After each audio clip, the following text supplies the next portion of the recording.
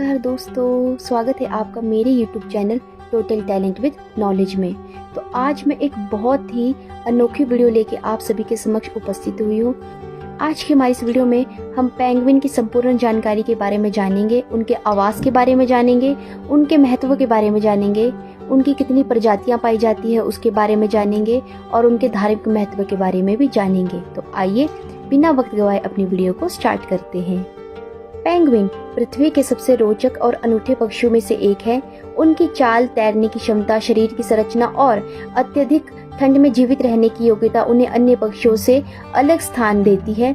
हालांकि वे पक्षियों के वर्ग से संबंधित है, परंतु उड़ने की क्षमता न होने के बावजूद उनका जीवन चक्र, प्रवास, सामाजिक व्यवहार और पारिस्थितिकी महत्व अत्यंत विशिष्ट है।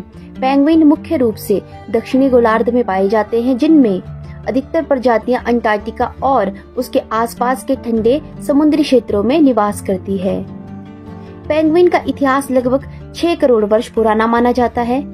माना जाता है कि पृथ्वी के इतिहास में जब डायनासोर नष्ट हो चुके थे, तब पक्षियों का एक समूह ठंडे समुद्री क्षेत्रों की ओर बढ़ने लगा, जहां उड़ान की आवश्यकता कम थी पर पानी में गति और कुशलता की आवश्यकता अधिक थी। प्राकृतिक चयन ने उन्हें धीरे धीरे ऐसे रूप में ढाला कि वे उड़ पाने की क्षमता खोकर उत्तम तैराक बन गए।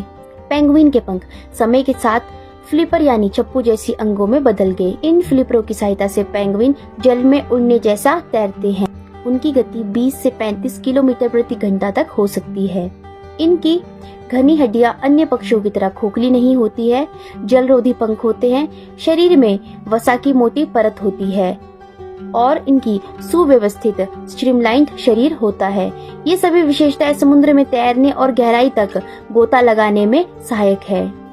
आइए अब हम पेंगुइन की शारीरिक संरचना और विशेषताओं के बारे में भी जानते हैं। सबसे छोटे पेंगुइन का आकार लगभग 25 से 30 सेंटीमीटर लिटिल ब्लू पेंगुइन होता है, जबकि इसकी सबसे बड़ी प्रजाति एम्परर पेंगुइन है, लगभग 115 से 120 सेंटीमीटर तक ऊंची होती है।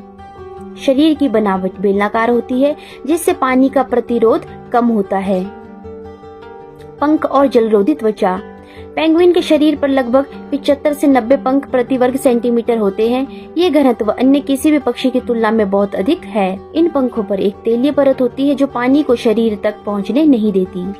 अंटार्कटिका का तापमान -60 डिग्री सेल्सियस तक चला जाता है। पेंगुइन निम्न तरीकों से गर्म रहते हैं: मोटी वसा, घने पंख, समूह में खड़े होकर ऊष्मा साझा करना, रक्त परिसंचरण का विशेष संयोजन।